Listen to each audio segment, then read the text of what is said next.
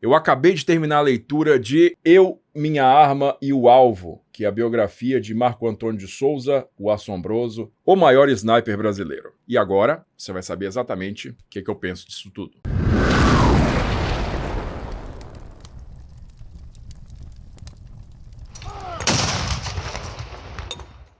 Hoje a gente vai falar de Sniper e sempre que eu falo de Sniper, eu me lembro de Sniper Elite 3. Você provavelmente sabe que jogo é esse, eu terminei ele diversas vezes em diversos níveis e é sempre um jogo que eu quero voltar, né? Que eu tenho vontade de voltar e encorpar aquele atirador que vai contra os oficiais, os soldados do Afrika Korps, matando um a um. E se você já conhece esse jogo, claro que você conhece essa peça aqui, ó. Isso aqui chama-se Tropenhelm, é o casco colonial ou chapéu tropical usado pelos alemães do Afrika Korps, norte da África, entre 1941 e 1943. Essa peça aqui já fez parte do cenário da sala de guerra e agora ela pode ser sua, tá? Para você concorrer a essa peça aqui, basta comprar o bilhete que tá no link que tá aqui na descrição e também tem o QR Code que você pode ler aqui e já garantir os seus bilhetes. Eu vou fazer o sorteio em breve dessa beleza aqui, já tem muita gente concorrendo, e então tá na hora de você garantir os seus bilhetes também, tá? Não fica fora dessa que a peça é única. Boa sorte! Marco Antônio de Souza é conhecido nacionalmente como Assombroso, né? Esse foi um apelido que ele ganhou, na verdade, dos colegas dele, uma vez que ele foi selecionado para a primeira missão dele no Haiti, que aconteceu em 2006. Muito bem,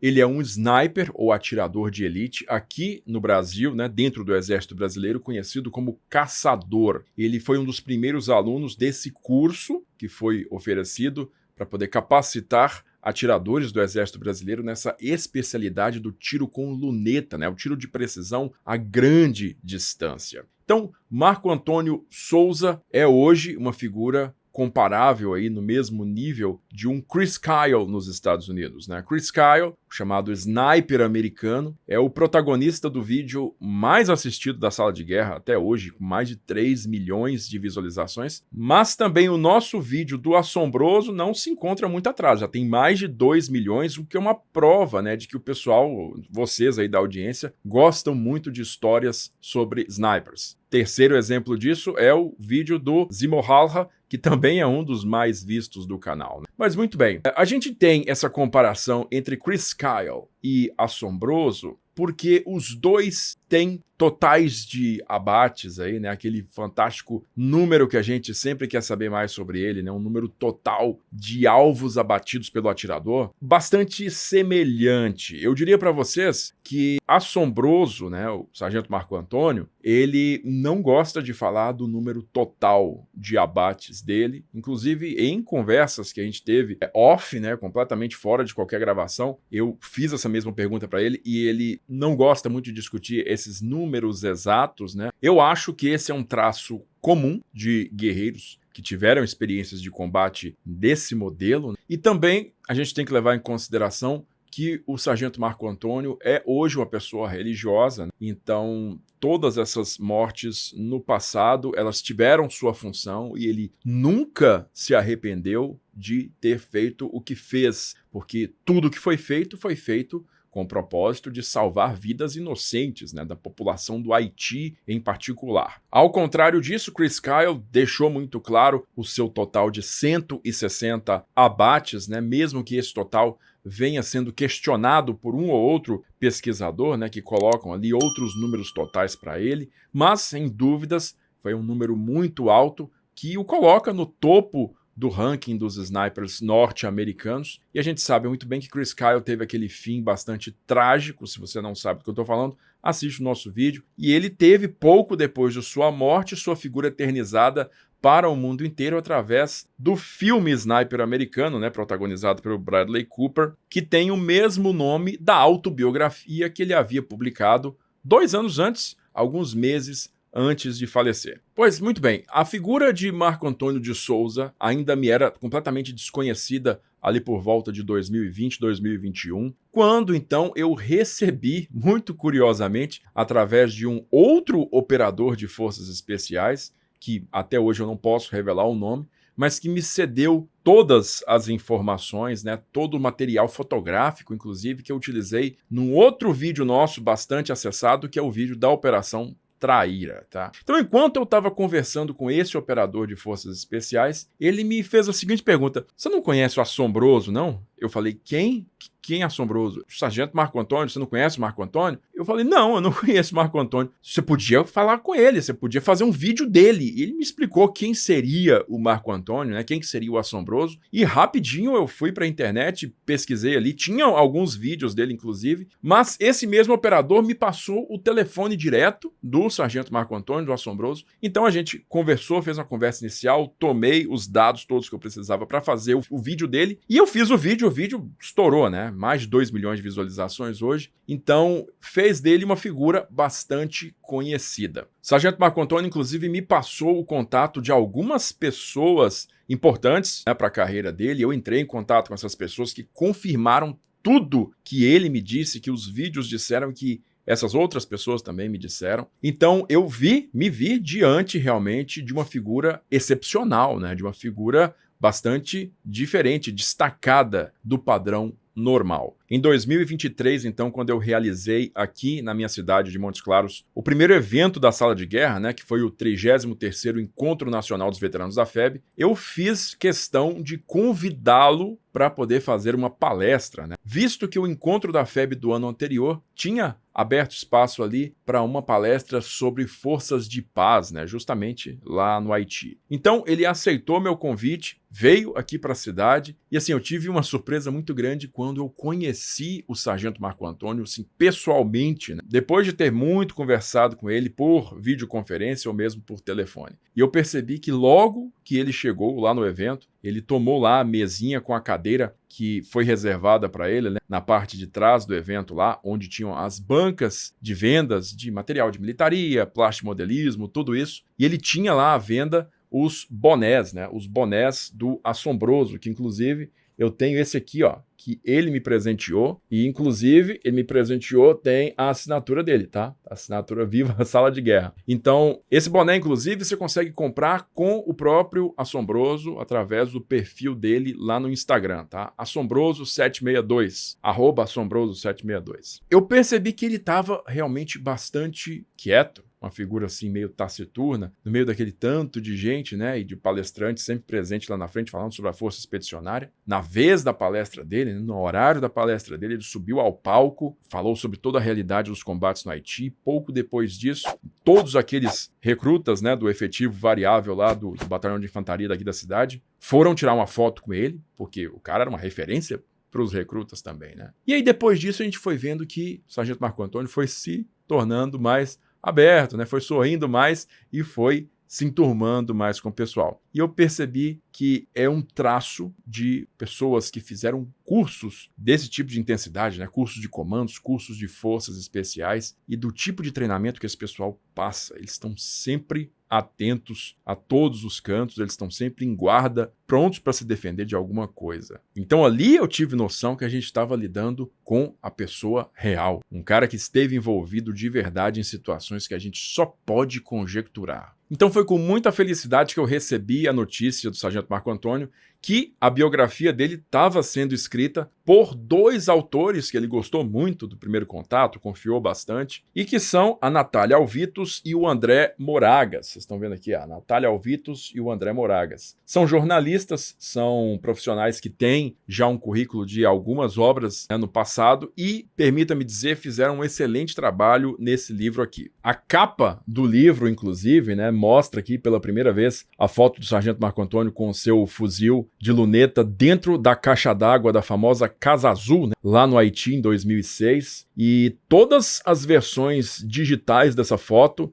tinham aqui, ó, uma tarja preta nos olhos do atirador, né, nos olhos do Assombroso. E quando eu fui fazer o vídeo dele, né, ainda lá em 2020 ou 21, o Sargento Marco Antônio me passou essa foto, assim, ó, sem a tarja, e me pediu: Júlio, você pode, por favor, não publicar essa foto sem a tarja? Porque eu quero reservar essa foto sem a tarja para a capa do meu livro. Falei: claro, perfeitamente, eu entendo. Então eu guardei essa foto aqui, sem a tarja, durante todos esses anos, e agora todo mundo aí tem acesso a ela na capa do livro do Assombroso. Bom, o que você vai encontrar nessa obra aqui? É justamente a biografia, né? Justamente a sequência, a linha do tempo da vida de Marco Antônio de Souza, que tem uma infância bastante comum aqui para o brasileiro, né? Principalmente para o brasileiro dos anos 60, que vai passar por aquelas grandes dificuldades, né? Famílias muito grandes e que os pais sempre estão se desdobrando de todo jeito possível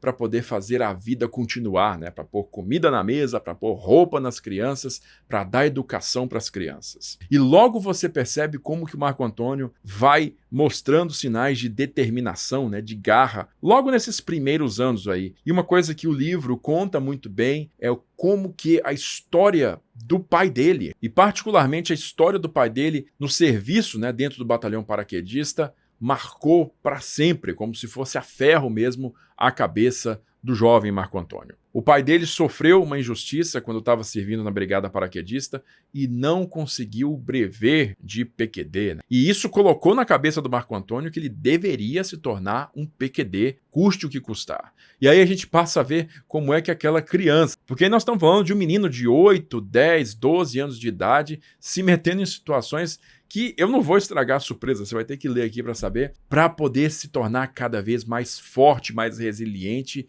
para chegar na idade de alistamento e se tornar um paraquedista para poder salvar a honra do pai. E quando ele finalmente chega à idade de alistamento, ele não quer saber de mais nada, ele só pensa em conseguir se tornar um paraquedista. E o livro também, mais uma vez, faz um serviço muito interessante, recontando, né, todas as minúcias do treinamento paraquedista dos anos 80, como eram rigorosas as exigências e como é que o Marco Antônio, um a um, foi superando todos os desafios até se tornar um paraquedista brevetado. Mas aí a história dele muda completamente quando um dia ele vê um militar com uma boina preta com uma insígnia de caveira. E ele pergunta para um cabo ao lado dele: "Ô cabo, o que é aquilo ali?" E o cabo diz para ele: "Aquilo é algo que você nunca vai ser." Porque na época, o curso de forças especiais, né, de operador de forças especiais, era exclusivo para sargentos e oficiais. Então, não havia qualquer possibilidade de um soldado entrar para aquele tipo de tropa. Mas justamente quando o Marco Antônio estava prestando serviço militar na Brigada Paraquedista, foi que o Ministério do Exército criou o primeiro batalhão de forças especiais, justamente lá no Rio de Janeiro. Então, a turma dele foi a primeira a ser oferecida o recrutamento, o voluntariado para poder integrar a tropa de comandos. E aí, tudo que o livro já te mostrou vai ser ultra potencializado no treinamento de comandos que o Marco Antônio passa. Assim, são coisas que a gente realmente só viu em filmes. Pode ter certeza. O que é descrito, né, toda a intensidade, a variedade dos treinamentos, muito do que ele aprendeu foi extraído dos ensinamentos que os americanos conseguiram abstrair no Vietnã. Então tem muito daquela coisa da resistência à captura pelo inimigo e tortura prolongada em ambiente de selva, coisas muito inóspitas, com alimentação insuficiente ou mesmo inexistente, e ele vai vencendo todos esses desafios até que ele também consegue, no momento de altíssima redenção, ele consegue o seu gorro preto com a insígnia de caveira. Aí depois disso aí tem um dos meus capítulos favoritos, que é quando ele é enviado para a Amazônia pela primeira vez para cumprir missões que até hoje são sigilosas, missões lá na fronteira brasileira, fronteira com a Colômbia, fronteira com a Bolívia, e essas missões são muito bem visualmente retratadas nesse texto aqui, chegando a te dar aquela imersão de estar na floresta junto com aquele pequeno grupo de soldados a dias de caminhada de qualquer posto de apoio. Essas missões que aconteceram no final dos anos 80 e começo dos anos 90 são entremeadas por outras missões que o nosso vídeo aqui no canal não cobriu e que estão muito bem detalhadas aqui, mas que levam a nossa narrativa até o ano de 2006, quando finalmente Marco Antônio vai ser enviado para o Haiti dentro do Destacamento de Operações de Paz da ONU, o DOPAS. Aí nesse ponto do livro é que você vai entrar no núcleo do combate, no calor mesmo da luta entre as forças do Destacamento de Operações de Paz do Brasil e as gangues haitianas, dentro daquilo que a própria ONU considerou o terreno urbano mais violento do mundo na época. A descrição que é feita do ambiente do Haiti aqui é completamente visceral. Você vai quase conseguir sentir na pele a sujeira, a violência, a pobreza daquela área e como que as operações do destacamento ressoavam bem com a população que estava completamente à mercê daquelas gangues muito violentas que estupravam, assassinavam, sequestravam crianças. Cara, a situação do Haiti é completamente abismal, selvagem mesmo. E como é que esses soldados brasileiros entraram naquele território e estabeleceram por completo o controle, prenderam, expulsaram ou eliminaram, boa parte daqueles bandidos, tudo isso com a participação de protagonista do Assombroso. A descrição das ações da tomada da Casa Azul e também da base Jamaica são fantásticas, cheias de detalhes, e para você que gosta de um bom thriller de ação, esse livro aqui atende exatamente a sua demanda. Um contraponto a esse cenário de combate urbano super intenso é a segunda missão do Assombroso no Haiti, em 2010, quando depois de 24 horas de chegar no país, acontece um intenso terremoto, mas super intenso mesmo, que praticamente destrói o país, derruba mais de 80% dos edifícios e mata milhares de pessoas e deixa outras milhares de pessoas sofrendo por dias, gente com membros decepados, com pessoas, entes queridos no colo, crianças mortas. Então é um cenário infernal que também é muito bem descrito aqui e que muda completamente o tom do protagonista. Você vê ele muito mais reflexivo quanto ao desastre e completa desordem que o está cercando. E aí a gente tem também todo um capítulo sobre o episódio super famoso no qual o Assombroso salvou uma mulher depois de 3 dias do terremoto. A mulher estava soterrada e ele ficou segurando a mão dela até que conseguiram finalmente retirá-la dos escombros. Para mim, uma última surpresa desse livro aqui foi o serviço que o Sargento Marco Antônio cumpriu na África depois de ir para a reserva do Exército, que eu também não tinha conhecimento, e aqui tem um relato muito interessante sobre o que se passou lá. E uma vez que eu terminei o livro, o que é que me passa pela cabeça? Que isso aqui pode muito bem virar um filme, tá? E um filme excelente, equilibrando o desenvolvimento pessoal, com cenas de combate e também um conteúdo emocional muito, muito acentuado. Da mesma forma que o Sniper americano do Chris Kyle se tornou um filme muito bom, esse aqui tem todas as chances e eu acho que deveria realmente se tornar uma obra para ir para os cinemas. Mas se você aí não quer esperar pela boa vontade do destino, garante o seu exemplar de Eu, Minha Arma e o Alvo, que eu recomendo muito, tá? Tá à venda no Amazon e em outras livrarias também, e você consegue comprar pelo link que tá na descrição, tá? Essa é a chance que você tem de conhecer uma figura militar brasileira da atualidade, que tem uma vida e uma carreira bastante impressionante, similar à de figuras que a gente conhece bastante pelo mundo afora. Agora me diz você aí, já conhecia a carreira do Assombroso? Já leu o livro dele? Conta pra gente aí nos comentários. E se você gostou desse vídeo, não esquece de compartilhar ele com seus amigos, também dá um joinha pra gente e não esquece de se inscrever na Sala de Guerra para não perder mais nada. Eu vou ficando por aqui, agradeço novamente a sua audiência e aquele abraço da Sala de Guerra.